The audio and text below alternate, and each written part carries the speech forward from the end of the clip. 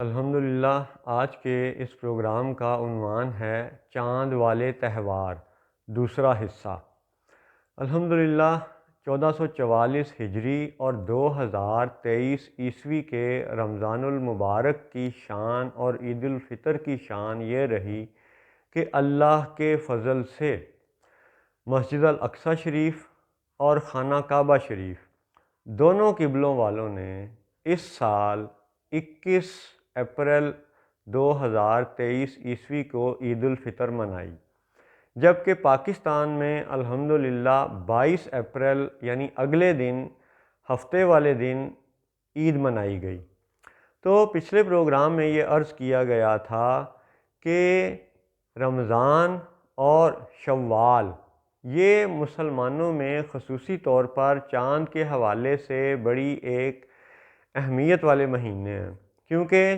شام کو چاند دیکھا تو اسی وقت یہ فیصلہ کرنا ہوتا ہے کہ تراویح پڑھنی ہے کہ نہیں پڑھنی، اگلے دن روزہ رکھنا ہے کہ نہیں رکھنا، یا اگلے دن عید کرنی ہے یا نہیں کرنی۔ تو یہ بڑا اہم فیصلہ ہوتا ہے۔ اس پہ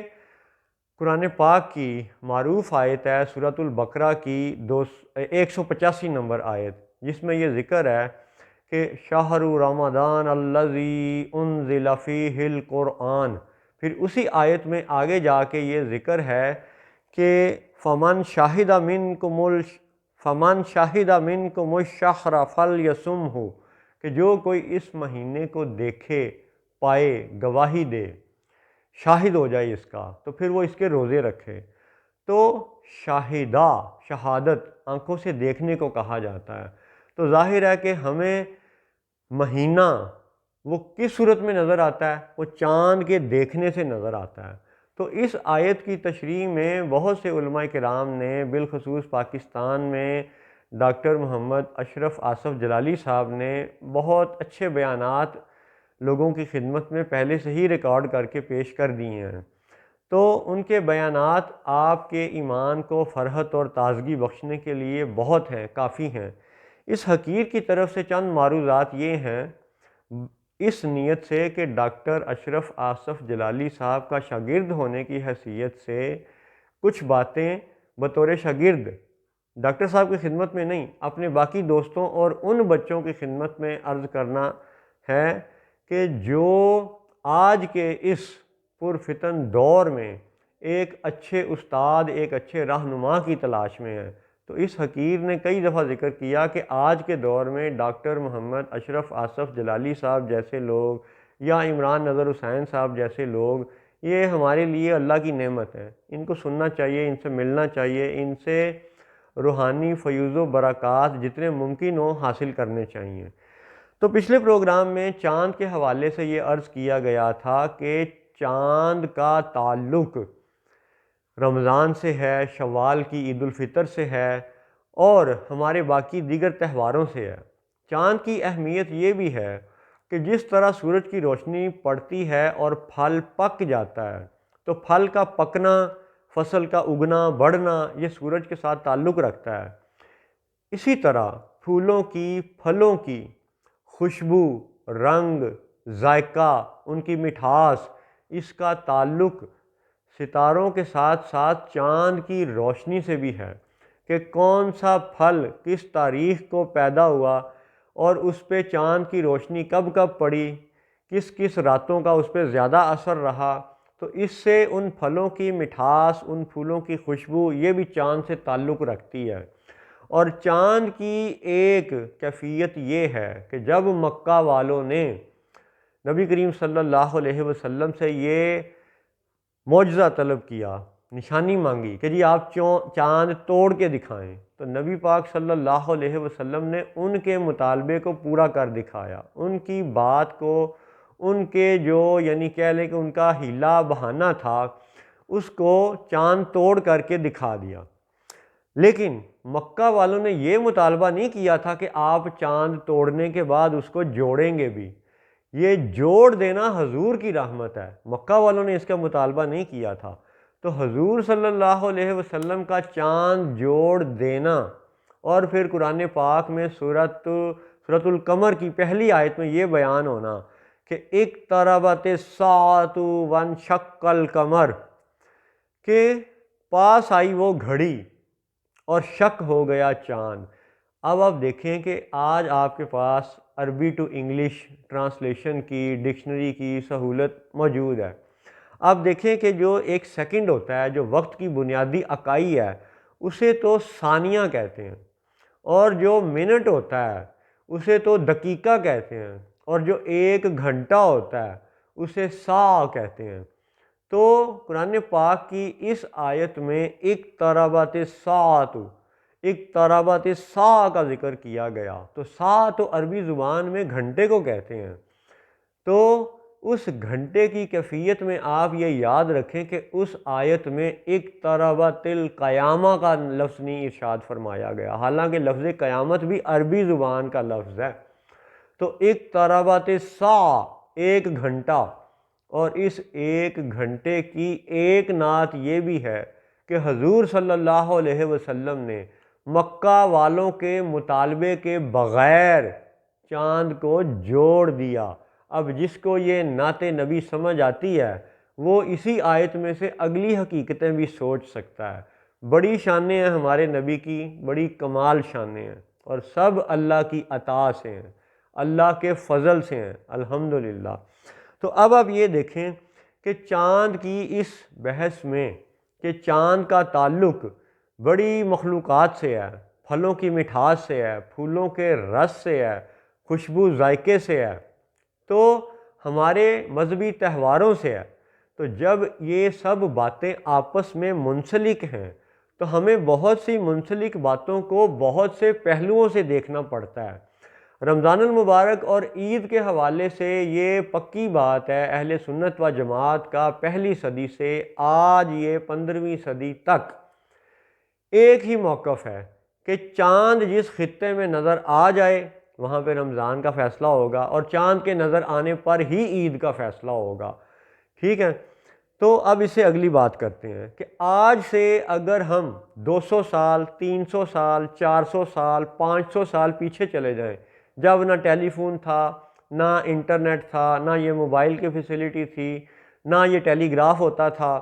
ایسا کچھ نہیں تھا، تو آپ تصور کریں کہ اس وقت مسجد الاقصیٰ کی خبر پاکستان کے اس خطے میں پہنچنے کے لیے کتنے مہینے درکار ہوں گے، خانہ کعبہ شریف کی خبر اس ہندوستان کے علاقے میں پہنچنے کے لیے کتنے مہینے درکار ہوں گے۔ تو کون اتنے مہینے انتظار کرتا ہوگا کہ جی صبح عید الفطر منانی ہے یا نہیں منانی؟ اس 400 500 سال پہلے یا 1400 سال پہلے کے زمانے میں یا 1200 سال پہلے کے زمانے میں تو عرب کی خبر ہندوستان میں پہنچتے پہنچتے تو عید الاضحیٰ کا وقت آ جائے گا، عید قربان کا وقت آ جائے گا، تو کون 2.5 مہینے 3 مہینے انتظار کرے گا؟ لہٰذا یہ سب بحث کہ جی ہمیں عید سعودی عرب کے ساتھ کرنی چاہیے یا ہمیں روزے سعودی عرب کے ساتھ رکھنے چاہیے، یہ سب بحث پچھلے 50 60 70 سالوں کی ہے، اور اس سے پہلے یہ بحث نہیں ہوتی تھی۔ یہ بحث کن لوگوں نے چھیڑی؟ جنہوں نے پچھلے 60 70 سال میں یہ بڑا ہی شور مچایا کہ جی ہمیں سعودی عرب کے ساتھ روزے رکھنے چاہیے، ہمیں سعودی عرب کے ساتھ عید کرنی چاہیے، لیکن ان لوگوں نے کبھی آج تک یہ نہیں کہا کہ پاکستان کی اور باقی مسلمان ملکوں کی کرنسی بھی سعودی عرب کے ساتھ برابر کی ہونی چاہیے، 1:1 پیرٹی پہ ہونی چاہیے، 1 ریال 1 روپے کے برابر ہونا چاہیے، 1 سعودی ریال 1 بنگلہ دیشی ٹکا کے برابر ہونا چاہیے۔ یہ بات یہ لوگ کبھی نہیں کریں گے، کیونکہ جو حقوق العباد کا معاملہ ہے اس پہ یہ مٹی ڈالنے کے لیے ہمیشہ مذہب کی چادر اوڑھتے ہیں، اور مذہب کا وہ لبادہ لوگوں کو پیش کرتے ہیں کہ بس جی عید ہمیں سعودی عرب کے ساتھ کرنی چاہیے۔ تو یہ وہی لوگ ہیں جنہوں نے پچھلے 100 150 سال میں لوگوں کو اللہ کی صفات کے نام پر سوائے وسوسے دینے کے اور سوائے دھوکے دینے کے اور سوائے دجل دینے کے اور کچھ نہیں کیا۔ انہوں نے صرف یاجوج اور ماجوج کی کٹھ پتلی ہونے کا کردار ادا کیا ہے۔ ایک سادہ سی مثال، کیا اس حقیر کا یہ ناخن آپ کو نظر آ رہا؟ کیا اللہ کا ناخن ہے؟ اللہ ناخن سے پاک ہے۔ یہ کھال، یہ بال، یہ بال یا یہ بال، یہ ہڈی کھال کے اندر، کیا اللہ کے لیے یہ سب باتیں بیان کی جاتی ہیں؟ نہیں، اللہ بالوں سے پاک، ہڈی سے پاک، اس خون سے پاک ہے۔ اس لعاب دہن سے پاک، ہم کھانا کھاتے ہیں اللہ کھانے سے پاک، ہم بچے پیدا کرتے ہیں اللہ بچہ پیدا کرنے سے پاک۔ اللہ کی شان ہے کہ قل هو اللہ احد اللہ الصمد لم یلد ولم یولد، اس کا نہ ماں باپ نہ اس کی اولاد، جبکہ ہمارے لیے ماں باپ بھی، ہمارے لیے اولاد بھی۔ تو مخلوقات میں تو اللہ نے ایسی صفات رکھی ہیں، ایسی صفات رکھی ہیں کہ جو اس کی ذات میں ہمیں دکھائی نہیں دیتی۔ یہ صفتیں، سو جانا، کھانا پینا، بچے پیدا کرنا، یہ صفتیں تو مخلوقات میں ہیں، اللہ کی ذات میں بھی ہمیں یہ صفتیں دکھائی نہیں دیتی، کیونکہ یہ صفتیں اللہ کے شایان شان نہیں ہیں۔ اس کا مطلب ہے اللہ کی صفات کے نام پر امت مسلمہ کو صرف دجل دیا گیا، اور اس دجل کا توڑ کئی حوالوں سے اس حقیر نے بیان کیا۔ آج کے چاند کے موضوع پر اور چاند کے تہوار والے موضوع پر مختصر عرض یہ ہے کہ یہ جو نجدی، دیوبندی، یہ وہابی، یہ غیر مقلد، یہ سارا گروہ مختلف نام اوڑھ کے، مختلف یعنی یہ فرقے بن کر کے جو یہ پھیلے ہوئے ہیں، اس میں سے آج پاکستان میں عبدالخبیر نامی ایک دیوبندی شخص ہے جو لاہور کی بادشاہی مسجد کا امام ہے۔ اب اس پہ بات ہم کریں گے کہ آج وہ شخص رویت حلال کمیٹی کا وہ چیئرمین ہے، اور 1 مہینہ پہلے اس کا فیصلہ یہ تھا کہ ہمیں رمضان سعودی عرب کے ساتھ شروع کرنا چاہیے، اور 1 مہینے کے بعد عید پر اس کا فیصلہ یہ تھا کہ سعودیہ نے عید 21 اپریل کو منائی اور پاکستان نے 22 اپریل کو منائی، تو عبدالخبیر نے کہا کہ ہم چاند دیکھنے کے ساتھ عید کا فیصلہ کریں گے۔ تو اس ویریبل شریعت والے عبدالخبیر کی ایک حقیقت آپ اور سن لیں کہ عبدالخبیر نامی یہ شخص یہ دیوبندی گروہ سے تعلق رکھتا ہے، اور دیوبندی گروہ کی حقیقت آپ سن لیں کہ بادشاہی مسجد کے موجودہ امام عبدالخبیر کا دیوبندی ہونا اور دیوبندیوں کی حقیقت ہونا، یہ اب آپ سنیے گا ذرا۔ بادشاہی مسجد بنی ہے جی 1673 میں، یہ شمسی کیلنڈر کے حساب سے، گریگورین کیلنڈر کے حساب سے، انگریزی کیلنڈر کے حساب سے 1673 میں، آج ہے 2023 عیسوی۔ تو 1673 میں وہ بادشاہی مسجد بنی، اور بنائی کس نے؟ اس بادشاہ نے جس کا نام تھا اورنگزیب عالمگیر، اور اسی کے نام پر فتاوی عالمگیری یہ کتابیں آج بھی دستیاب ہیں، عربی میں، اردو میں، فارسی میں، ان کے تراجم یعنی دستیاب ہیں۔ تو فتاوی عالمگیری کو آپ اٹھا کر کے دیکھ لیں، یا رسول اللہ، یا محمد اور اہل سنت و جماعت کے تمام عقائد آپ کو فتاوی عالمگیری میں سے ملیں گے۔ اس کا مطلب ہے کہ جب یہ مسجد بنی ہی اہل سنت و جماعت کے یعنی اس طبقے کی طرف سے تھی، سارا یہ طبقہ شروع سے اب تک تھا ہی اہل سنت و جماعت۔ یہ نجدی العقیدہ لوگ یہ تو آئے ہی 19ویں صدی کی پیداوار ہیں یہ، ٹھیک ہے۔ اب آپ غور کریں کہ بادشاہی مسجد بنتی ہے 1673 میں، اور عرب کے خطے میں جو ابن عبد الوہاب نجدی کی تحریک اٹھتی ہے وہ اٹھتی ہے 19ویں صدی میں، یعنی اندازے سے بادشاہی مسجد بنی 1673 یعنی 17ویں صدی میں، 17th سینچری میں، اور یہ وہابی تحریک خطہ عرب میں اٹھی 19ویں صدی میں، تقریباً 200 سال کا فرق۔ بر صغیر میں دارالعلوم دیوبند بنتا ہے 1800 یعنی 80 کی دہائی میں یا اس کے آس پاس، یا 1800 کے سمجھ لیں کہ 19ویں صدی کے آخری کوارٹر میں، آخری چوتھے حصے میں، یعنی بادشاہی مسجد بننے میں اور دارالعلوم دیوبند کے بننے میں تقریباً اندازے سے 200 سال کا فرق ہے۔ دیوبندی 200 سال بعد میں آئے، اور بعد میں پھر ضیاء الحق جیسے حکمران نے بندوق کے زور پر ان کو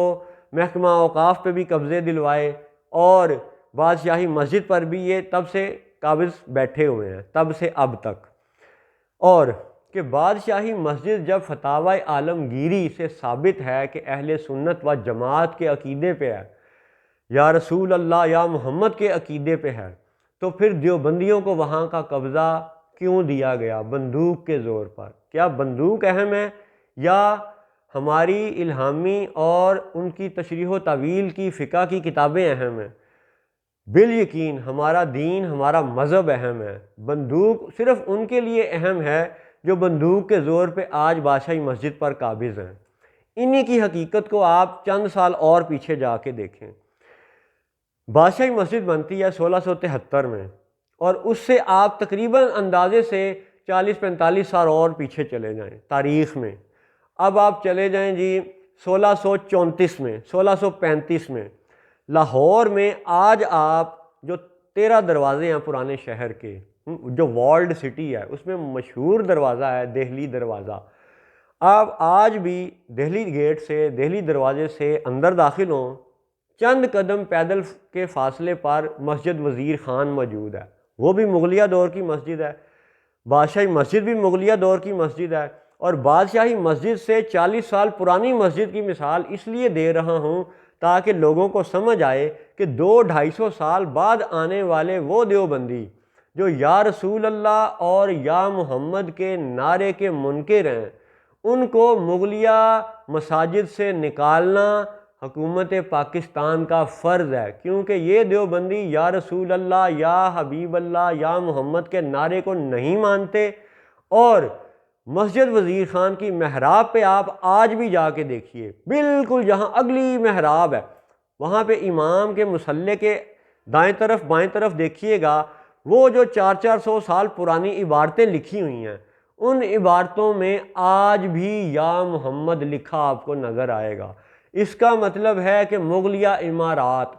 سب یہ اہل سنت و جماعت کا سرمایہ ہیں، اہل سنت و جماعت کی عبادت گاہیں ہیں، اور ان قابض گروہوں کو، ان عبد الخبیر جیسے دیوبندیوں کو یہاں سے نکالنا اس لیے بھی لازم ہے کہ جب ان کا عقیدہ یا رسول اللہ اور یا محمد سے مطابقت نہیں رکھتا، اور مسجد وزیر خان کی محراب والی دیوار پہ آج بھی یا محمد لکھا ہوا ہے، تو پھر ان کو تمام ایسی مساجد سے باہر نکالنا حکومت پاکستان کا فرض ہے، کیونکہ یہ پاکستان اہل سنت و جماعت کا سرمایہ ہے۔ اور ظلم اب تک یہ کیا گیا ہے کہ 90% سے زیادہ سنی آبادی والے اس ملک کو سعودیہ عرب اور ان کے متعلقہ چندوں پر پلنے والے یہ سب وہابی دیوبندی پچھلے 70 سال سے وہابی اسٹیٹ بنانے کی کوشش کر رہے ہیں، اور ان سب کوششوں کا رد صرف خادم حسین رضوی رضی اللہ تعالیٰ عنہ جیسے ایک شخص کے جنازے سے ہو جاتا ہے کہ لو تمہارے لاکھوں کروڑوں اربوں ڈالر، تمہارے لاکھوں کروڑوں اربوں ریال، یہ سب ایک طرف، یہ تمہاری 70 سالہ وہابی اسٹیٹ بنانے کی محنت ایک طرف، اور خادم حسین رضوی رضی اللہ تعالیٰ عنہ کا جنازہ ایک طرف، کیونکہ یا رسول اللہ یا محمد یہ دیکھیے گا جا کے مسجد وزیر خان کی محراب پہ آج بھی نقش ہے۔ تو یہ ہیں چاند کے وہ حقائق کہ جو آج کی امت کو بتانا ضروری ہیں کہ اقتربت الساعۃ وانشق القمر۔ تو یہ اہل سنت و جماعت کی طرف سے قرآن و حدیث کی تشریح سننے والے جان لیں کہ چاند ہمارے نبی صلی اللہ علیہ وسلم کی اطاعت کرنے والا ہے، حضور کی انگلی کے اشارے کو ماننے والا ہے، اور حضور کا خادم ہے، حضور کا فرما بردار ہے، اور یہ رب کی عطا ہے۔ السلام علیکم ورحمۃ اللہ وبرکاتہ۔